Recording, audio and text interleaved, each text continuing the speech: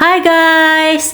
Share ko lang sa inyo na nag-harvest ako ng seed pod pero sabi ni Sir Floren, ouch! Kasi mali ako guys, mura pa, hinarvest ko na. Nag-deliver tayo ng painting sa Asteria ba yun, yung tower na yun. At pagkatapos ay nagpunta ako sa Alabang Town Center para bumili ng ng canvas. Pero ito guys, in-order ko na online. Pero nung pagpunta ko sa art bar guys, nakalimutan ko yung paints. In-order ko online.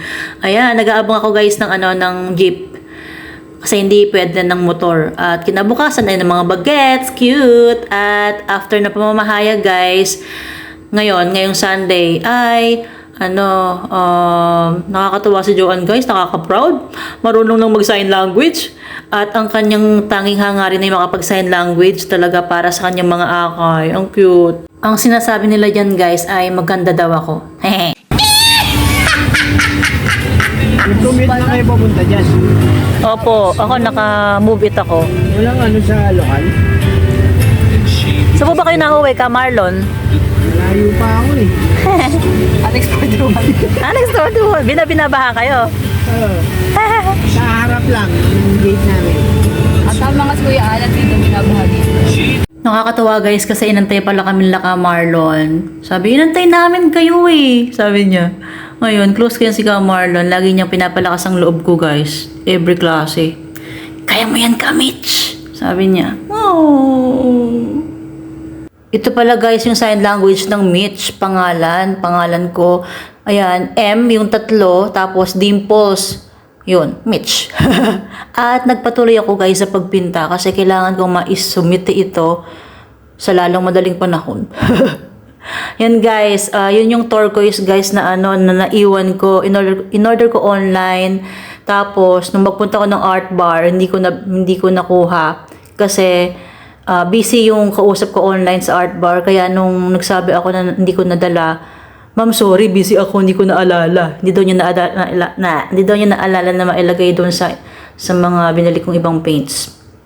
Ayun. Hehe. Kung nakikita nyo guys, ayan, ginupit ko na yung black kasi naghihingalo na. Hindi pa rin ako nakabili. Ayun, yun pala yung nakalimutan kong bilhin. Kulay black. Yan guys, nilalagyan natin ng texture dahil nasa canvas naman yung ating commission piece. Actually guys, 2 months na to guys, nakatenga. So marami pa kasi tayong ginawang mga painting, kaya ngayon lang natin siya matatapos. Ayun, hehe.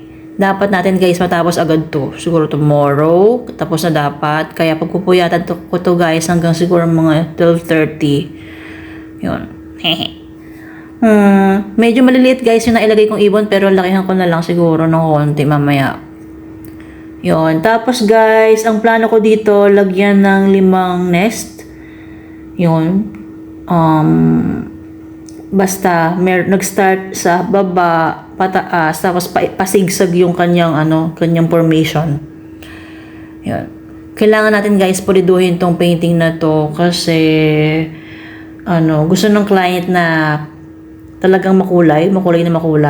So para mas lalong lumitaw yung pinaka kulay ng mga ibon ay ginawa kong turquoise yung background. Ako naman daw ang bahala kung anong kulay ang gusto ko basta makulay. Yan. Yay! Excited ako guys matapos to kasi dapat pulido talaga. Pero kung ano yung kayanin guys hanggang tomorrow. Yay!